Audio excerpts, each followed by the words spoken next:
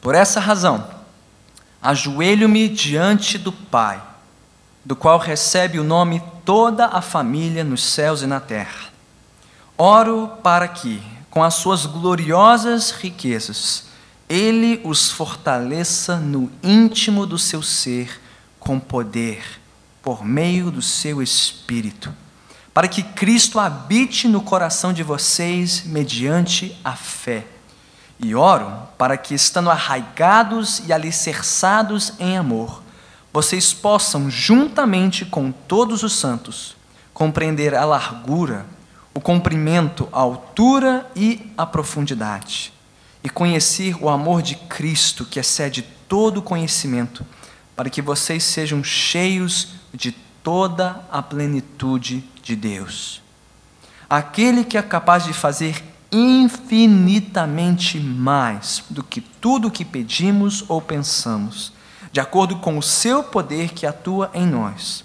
A Ele seja a glória na Igreja e em Cristo Jesus, por todas as gerações, para todo o sempre.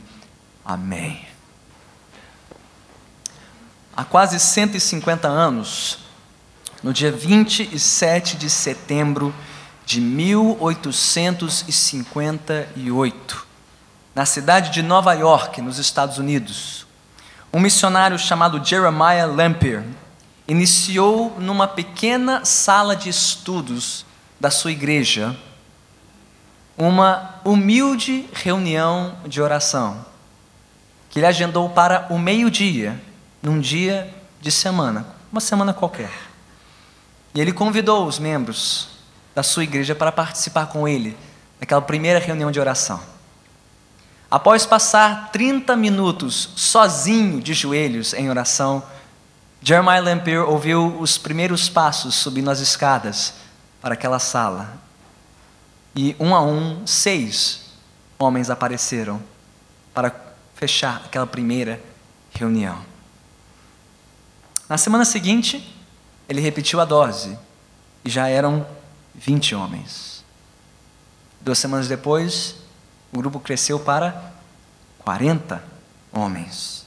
Em menos de um mês, aquele grupo cresceu para 100 pessoas, já incluindo descrentes que queriam entregar a sua vida a Jesus Cristo.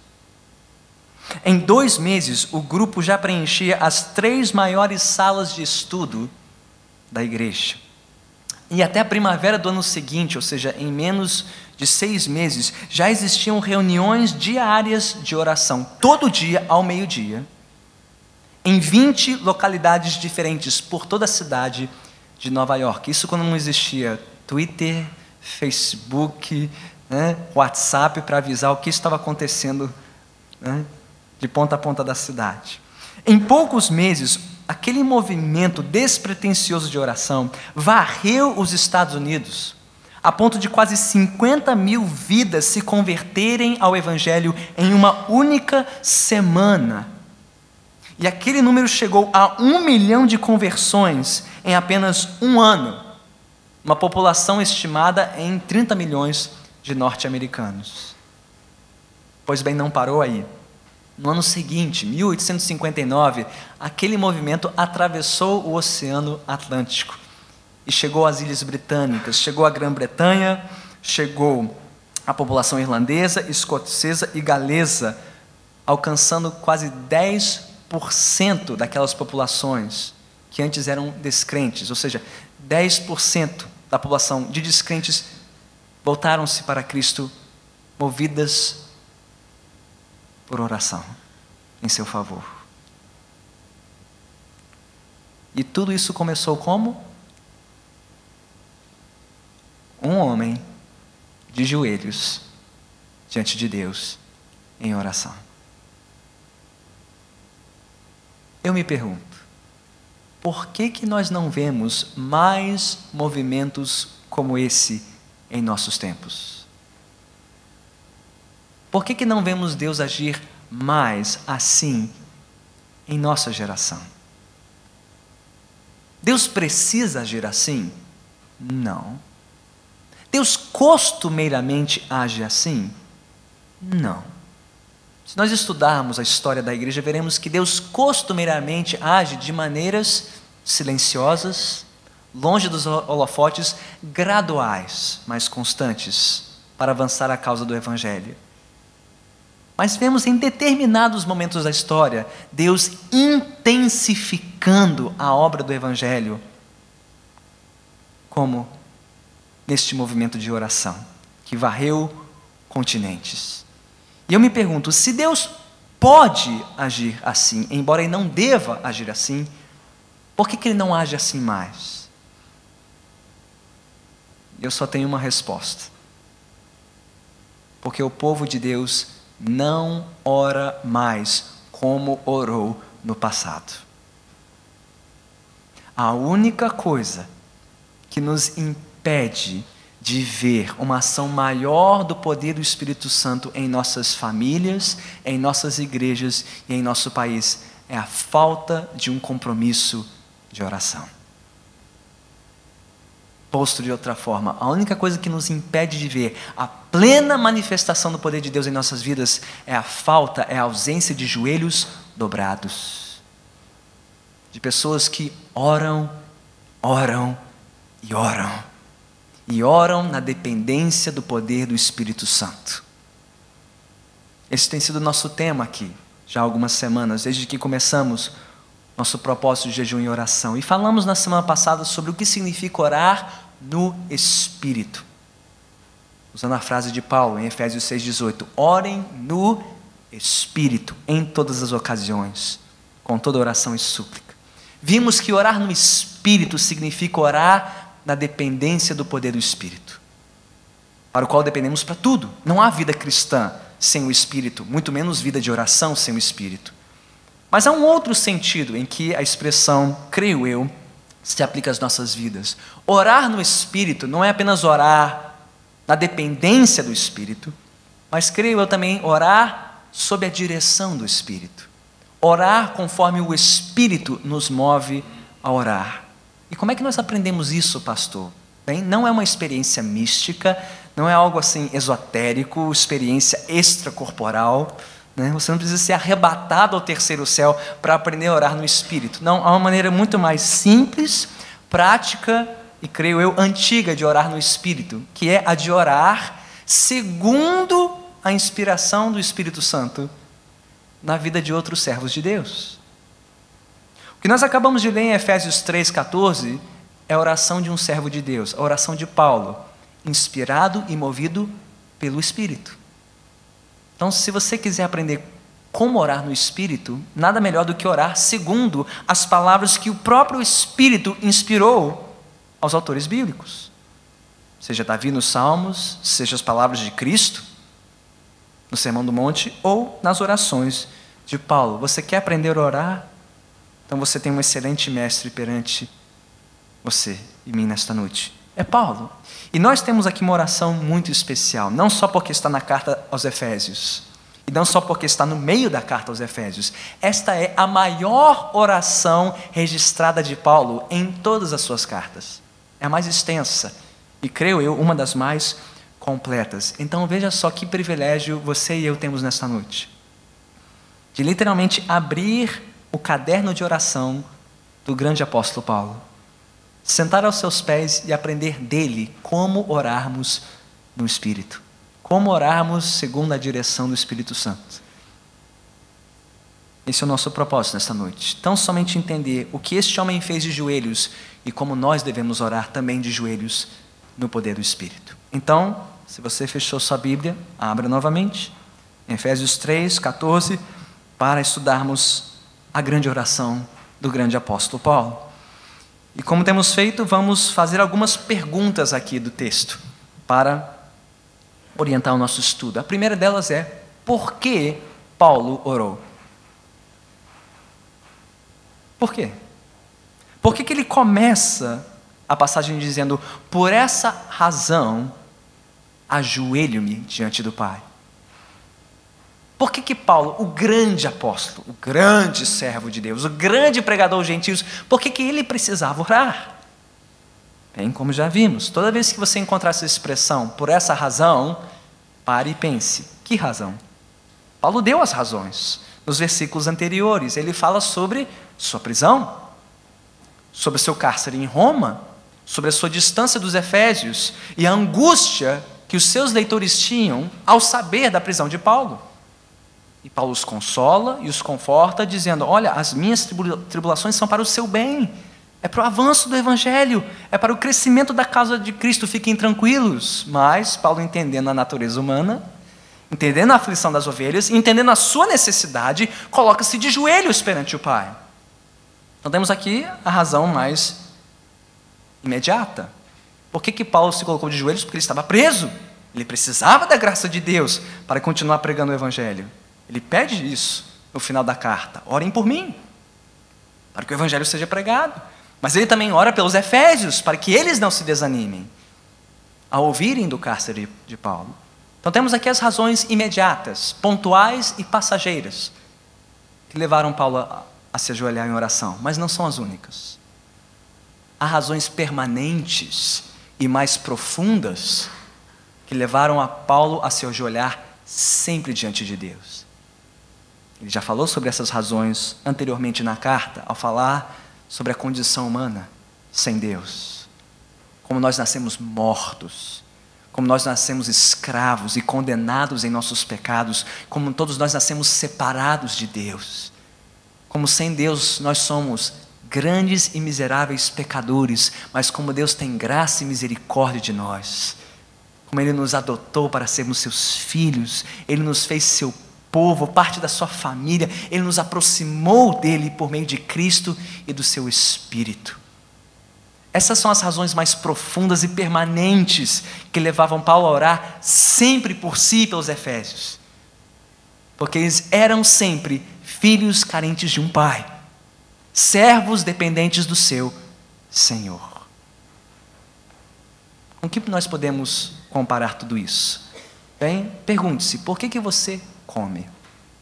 Por que você se alimenta? Por que você se hidrata? Você só se alimenta e só se hidrata necessariamente quando você sente fome ou sente sede? Não. Aliás, se você só for se alimentar no momento em que sentir muita fome, ou só for se hidratar quando estiver sentindo muita sede, é sinal de que o seu organismo já está carente de comida e água há muito tempo. Mas quer você sinta fome ou não, sede ou não, você precisa se hidratar e você precisa se alimentar, senão você morre. Então nós podemos saciar esses apetites pontualmente, por sentirmos sede ou por sentirmos muita fome, ou não, porque sempre precisamos cuidar do nosso corpo. Eu me pergunto: e quanto à nossa alma? E quanto ao nosso espírito? Só devemos cuidar dele quando estamos muito sedentos e muito famintos, se sentindo muito escassos e muito vazios da presença de Deus? Ou devemos nos alimentar dele sempre? A resposta é óbvia. Nós dependemos de Deus sempre, sempre, sempre. Por que Paulo se ajoelhou perante o Pai?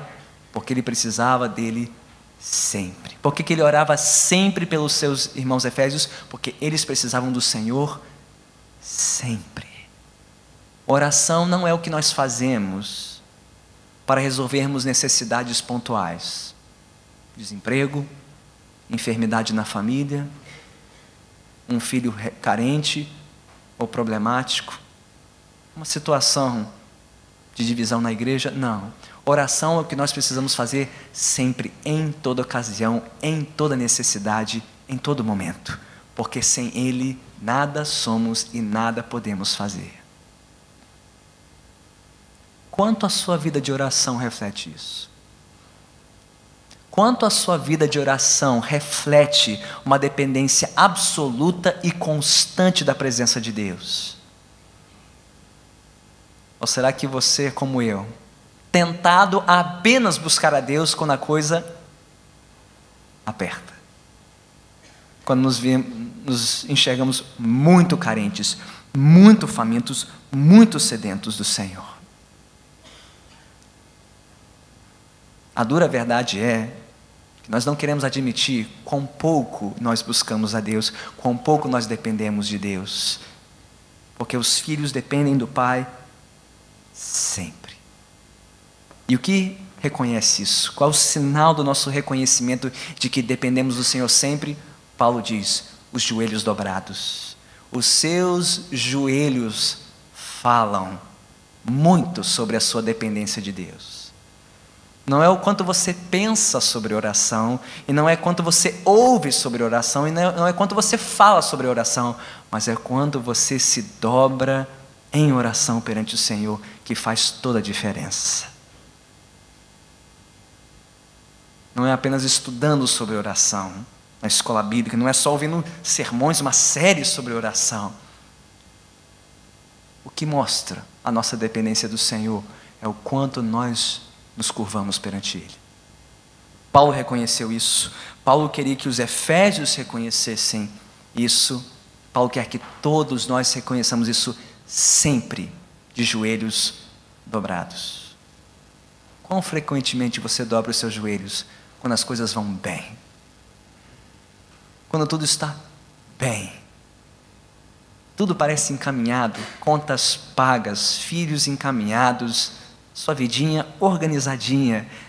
Alerta, você corre grande perigo de confiar em si mesmo, de achar que tudo isso é fruto da sua sabedoria, do seu empreendimento, da sua prudência. Não, você ainda depende da graça de Deus. Você e todo o povo de Deus. Já vimos por que Paulo orava, mas podemos nos perguntar também a quem Paulo orava. Isso também faz toda a diferença. E o texto responde, olhe para o texto. Para quem Paulo orava, versículo 14 ainda: por essa razão ajoelho-me diante do Pai. Ele continua falando no versículo 16 sobre o fortalecimento no íntimo por meio do seu Espírito. E no versículo 17 ele fala sobre Cristo. Notaram aqui a referência ao Deus triuno, Pai, Filho e Espírito. O Pai de quem recebe o nome toda a família. O Pai que nos fez família, que nos fez seu povo, que nos reuniu para si, que nos atraiu para si pelas ministrações do seu santo e glorioso Espírito, aplicando em nossas vidas a obra consumada de Cristo. Pai, Filho e Espírito trabalhando juntos para nos resgatar deste mundo, para nos salvar, para nos educar na fé e para nos treinar em oração. Há quem diga que a doutrina da Trindade seja uma das doutrinas mais importantes e menos valorizadas do cristianismo. Ela é uma das mais importantes porque é ela que nos diferencia de todas as outras religiões do mundo. Há outras religiões, como o islamismo e o judaísmo, que pregam um só Deus, mas elas não pregam um Deus único em 3 pessoas. Há outras religiões que ensinam vários deuses, mas estes não compõem um único Deus, como o Pai, o Filho e o Espírito. Ela não só nos distingue na nossa crença, mas ela nos distingue na nossa conduta. Nós servimos a um Deus que é Pai. O soberano Criador, o Todo-Poderoso, se revelou um Pai para pecadores rebeldes, enviando o seu Filho para morrer por estes rebeldes pecadores e selando esta obra pelas ministrações do seu Espírito. Paulo se curva, se dobra de joelhos perante um Deus grande, glorioso e soberano. E quanto mais Paulo reflete sobre esta doutrina, mais ele é movido à oração. Isto é maravilhoso. Qual foi a doutrina que fez com que Paulo dobrasse os seus joelhos em oração dentro de uma prisão? Meus irmãos, se eu estivesse preso, acho que uma das últimas coisas que eu lembraria seria sobre a Trindade. As últimas coisas que passaria pela minha cabeça. Lá está esse homem, só, preso, passando frio, necessidade, longe dos seus irmãos, e o que está mantendo vivo na fé e firme em oração? Essa doutrina que nós jogamos no lixo. Descartamos como uma coisa assim, teórica, imprática. Não. As convicções de Paulo sobre Deus lhe deram confiança na sua vida de oração a este Deus. Por saber que este Deus é Pai, Filho e Espírito. Por saber disso, crer nisso e confiar nisso, que Paulo se manteve ainda mais firme e fervoroso em oração. Quanto as suas reflexões sobre Deus importam na sua vida de oração, na sua vida de devoção? Ou será que você, como muitos, está ocupado demais para pensar sobre Deus? Ah, pastor, eu tento chegar mais cedo, eu sei que a escola bíblica dominical é importante, mas eu tenho muita coisa para fazer. O quê?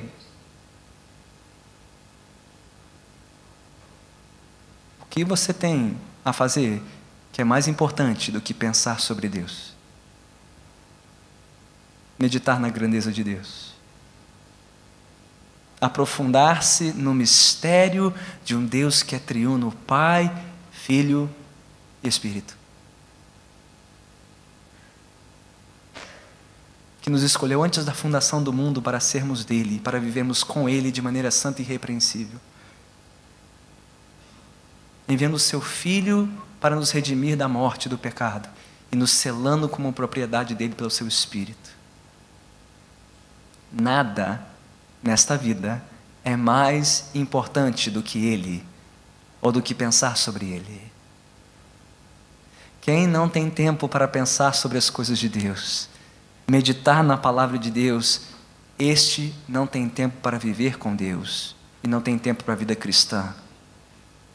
E não deve reclamar do porquê se sente desanimado, abatido na fé, frio no amor e sem esperança. Porque qual é a lenha que mantém essa chama viva? Qual é a lenha que mantém a chama viva em nossa vida de oração e devoção? É a reflexão sobre a palavra de Deus, é a reflexão sobre as coisas de Deus. Você quer ver Deus despertando você para uma vida de oração e de intercessão? Não há nada melhor que você faz do que juntar-se à escola bíblica dominical. Juntar-se a outros que querem estudar a palavra de Deus. Se aprofundar nas coisas do Senhor, para que você seja um crente fervoroso, vigoroso, firme e forte nos caminhos do Senhor. Um amém muito tímido. Obrigado, irmã Ana Paula. Vou tentar isso de novo. Deus quer que você seja um crente fervoroso, firme e vigoroso nos caminhos dele. E qual é o caminho? Palavra e oração. Palavra e oração. Pastor, se eu só tiver tempo para uma das duas coisas, eu só tenho tempo para a escola bíblica dominical, eu só tenho tempo para o culto de oração, qual que eu escolho? Me perguntaram certa vez ao pastor estadunidense, A.W. Tozer, o que é mais importante, pastor Tozer? Bíblia ou oração? Sabe qual foi a resposta dele? O que é mais importante para um pássaro? A asa direita ou a asa esquerda?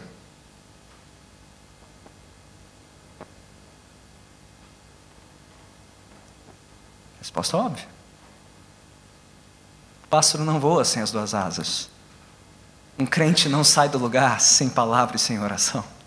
Uma coisa depende da outra. Lenha e fogo, lenha e fogo. A quem você ora, bem, essa resposta vai definir se você ora ou não. Mas não termina aí. Já vimos por que Paulo orava e a quem ele orava.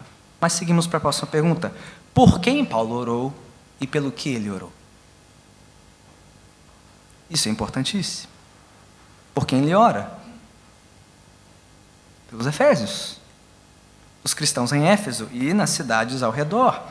Sim, por essa razão, Efésios 3,14, ajoelho-me diante do Pai, do qual recebe o nome toda a família nos céus e na terra. Oro para que, com suas gloriosas riquezas, Ele os fortaleça no íntimo do seu ser, com poder, por meio do seu Espírito, para que Cristo habite no coração de vocês mediante a fé, e oro para que, estando arraigados e alicerçados em amor, vocês possam, juntamente com todos os santos, compreender a largura, o comprimento, a altura e a profundidade, e conhecer o amor de Cristo, que excede todo o conhecimento, para que vocês sejam cheios de toda a plenitude de Deus.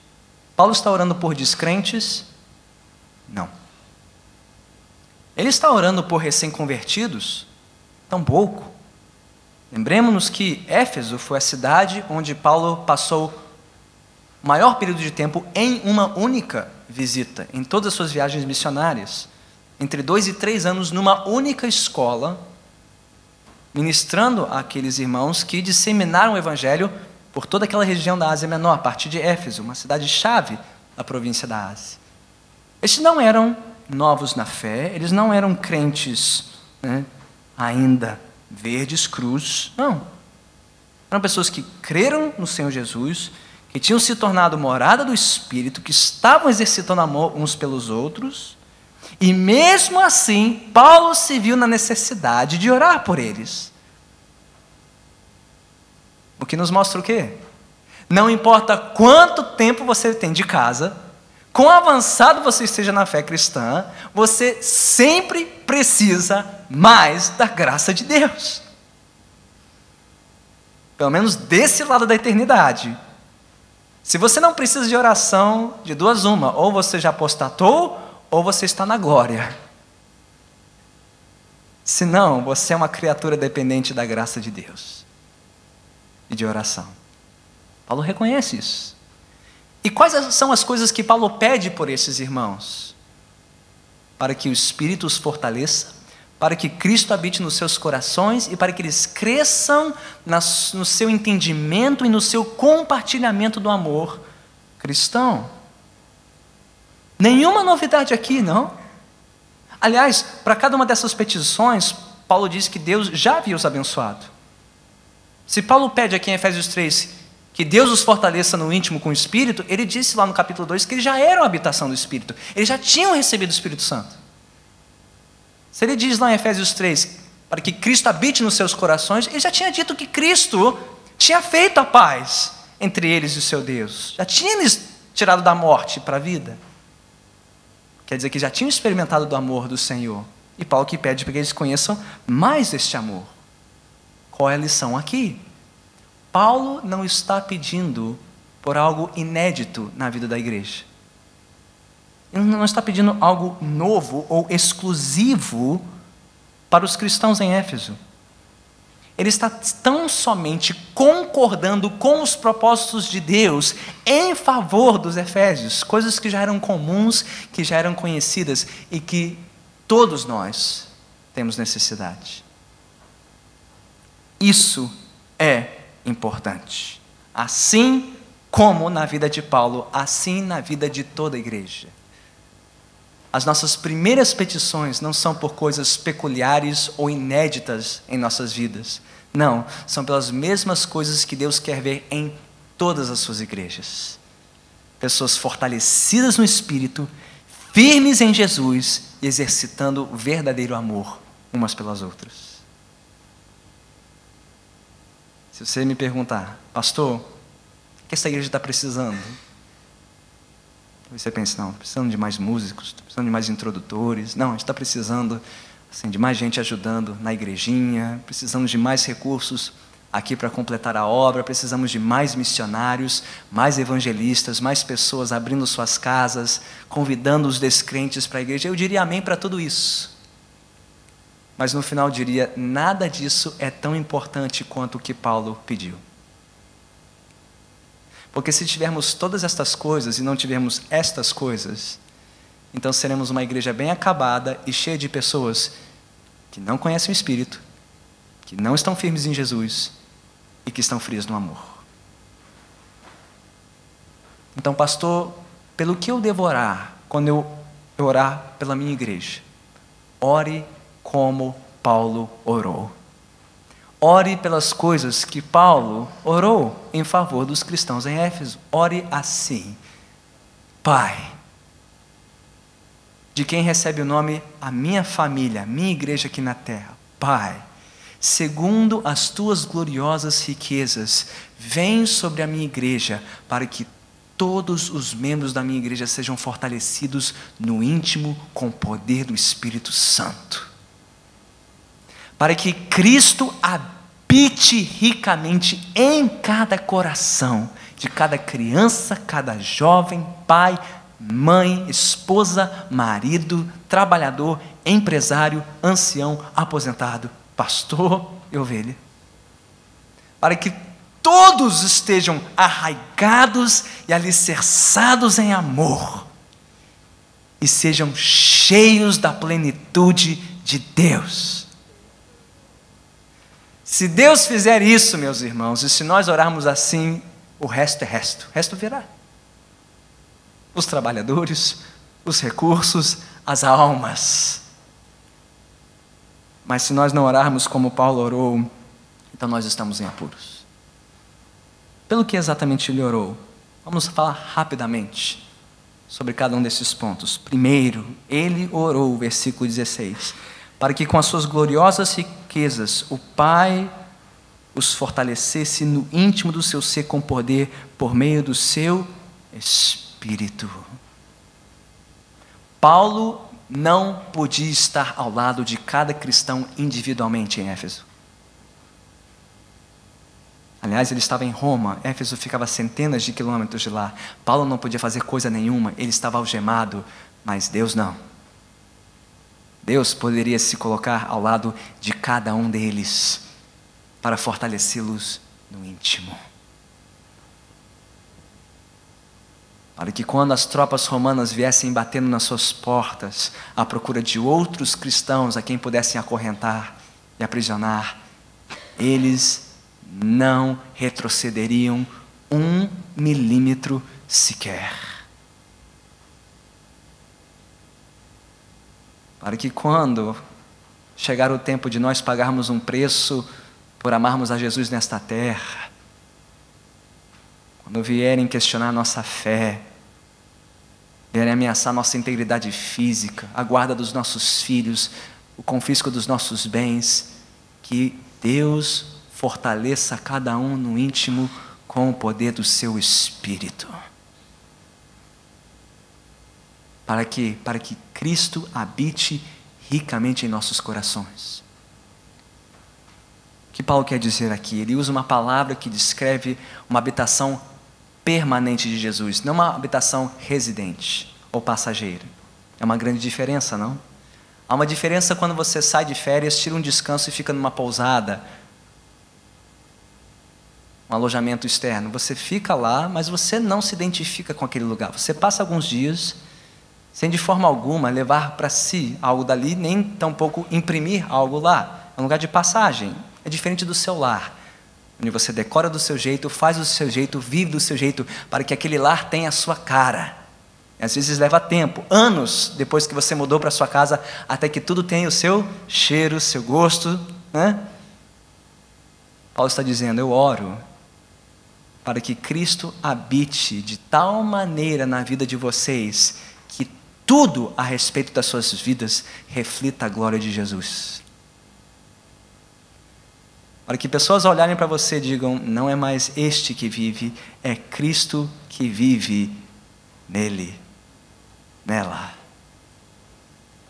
É a graça de Cristo, é a sabedoria de Cristo, é a mansidão de Cristo, é a santidade de Cristo. Seja no seu estudo, no seu trabalho, na sua casa, na sua vizinhança, onde quer que for. Que o Espírito os fortaleça no íntimo, que Cristo habite ricamente em seus corações, para que vocês estejam arraigados e alicerçados em amor. Já vimos essas expressões antes nesta série. Paulo usa uma imagem do campo e outra da construção civil. Raízes de uma árvore e alicerces de um prédio. E assim como a planta é tão firme quanto suas raízes e o prédio tão firme quanto seus alicerces, Paulo diz, eu oro para que vocês sejam arraigados e alicerçados no amor de Deus. Para que vindo as tempestades, as ondas, os ventos, vocês permaneçam firmes. Perdas na família, enfermidades, conflitos familiares, perdas no emprego, vocês estejam firmes no amor de Deus. E possam compreender toda a largura, todo o comprimento, altura e profundidade deste amor, juntamente com todos os santos. Entenda, Paulo está orando individualmente pelos cristãos, mas ele tem toda a igreja em mente. O que ele pede não só para indivíduos, mas para que todos compartilhem juntos, todos fortalecidos, todos habitados por Cristo, todos arraigados, alicerçados e todos crescendo no conhecimento deste amor. Qual seja a sua largura, seu comprimento, altura e profundidade? O que Paulo está dizendo aqui? Este amor de Deus é muito mais largo que o nosso. Se nós perdoamos assim, Ele perdoa assim. Se nós perseveramos até aqui, o amor de Deus persevera até ali. Se o nosso amor alcança alturas de alegria, o amor dele, maiores alturas. E se o nosso amor acompanha uns aos outros em momentos de profunda tristeza e luta, o amor de Deus nos acompanha ainda mais fundo. Este amor supera todas as dimensões do nosso amor uns pelos outros. É capaz de perdoar mais, perseverar mais, elevar mais e fortalecer mais todos os santos. Para quê? Para que todos sejam cheios da plenitude de Deus. E Paulo descreverá isso nos capítulos seguintes. Igrejas cheias da plenitude de Deus, casamentos cheios da plenitude de Deus, filhos cheios da plenitude de Deus, locais de trabalho cheios da plenitude de Deus. Paulo não desejava nada menos. E você? Paulo não pedia nada menos que lares cheios da família de Deus, igrejas cheias da plenitude de Deus e cidades cheias da plenitude de Deus. Pelo que nós oramos? O que nós pedimos a Deus? Quando pedimos a Deus? Ousamos pedir aquilo que Paulo pediu? E se nós não vemos estas coisas em nossas vidas, por que não as vemos? Só existe uma resposta. Não temos porque não pedimos. E quando pedimos, pedimos mal. A única coisa que nos impede de ver as nossas famílias cheias da presença de Deus, a nossa igreja cheia da presença de Deus e essa cidade cheia da presença de Deus é a nossa falta de oração. Porque Deus já prometeu nos abençoar com as suas gloriosas riquezas. A pergunta é: nós queremos isso? Nós buscamos isso incessantemente? Por nós, pelos da nossa casa e pelos da nossa igreja?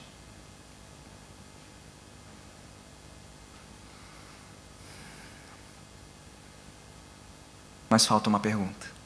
Já vimos por que Paulo orou, a quem ele orou, por quem e pelo que orou.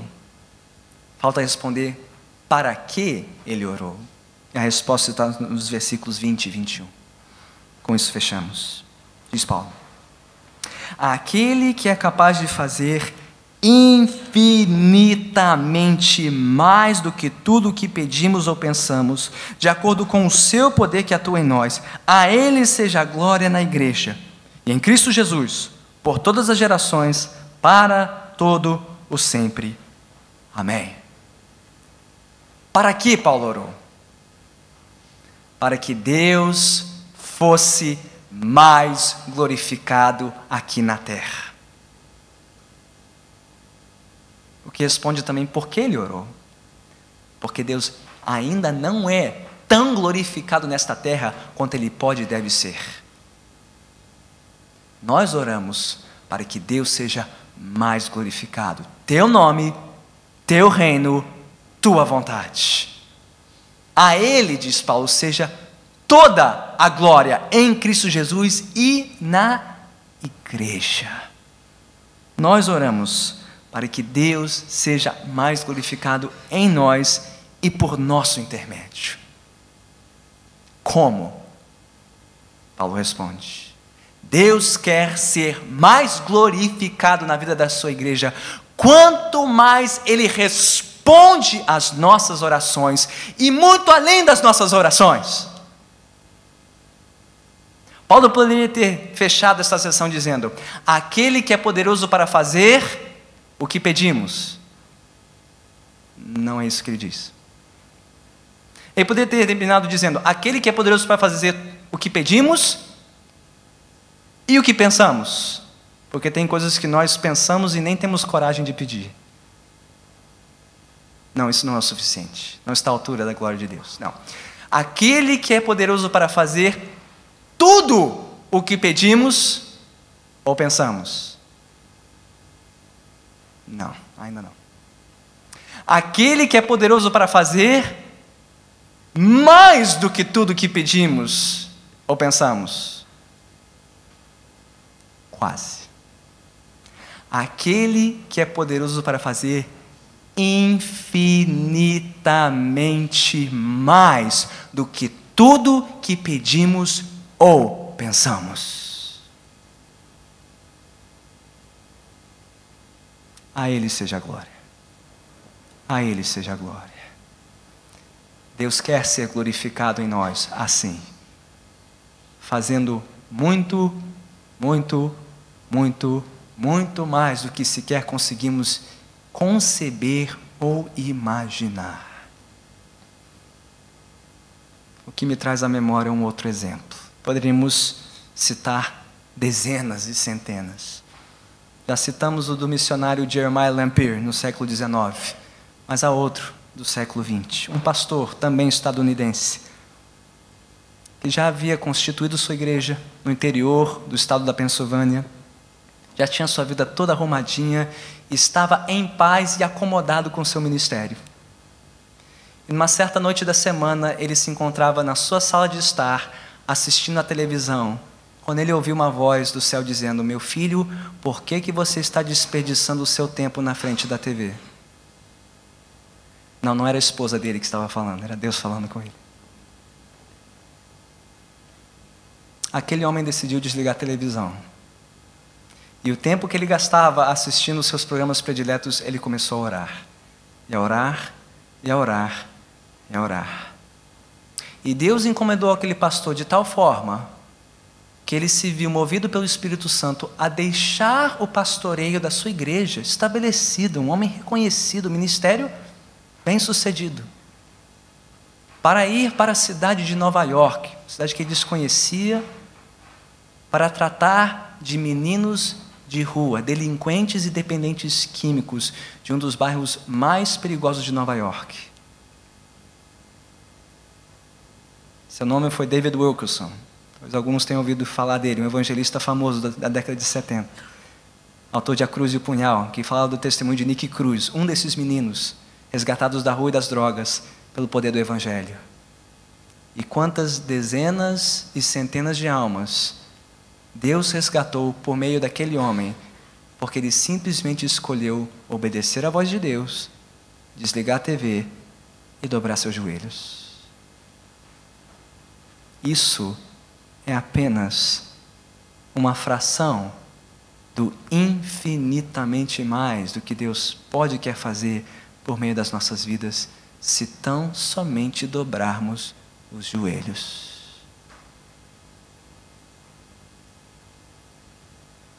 John Bunyan, aquele famoso pregador puritano em inglês, disse: há muito mais que um crente deve fazer além de orar, mas não há nada que um crente possa fazer até que ele comece a orar. E você? Começará quando? Agora? Dobrando seus joelhos? Porque Deus já fez infinitamente mais do que pedimos ou pensamos.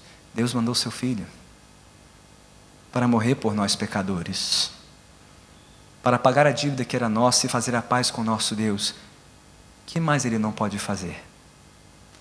Que mais Ele não quer fazer?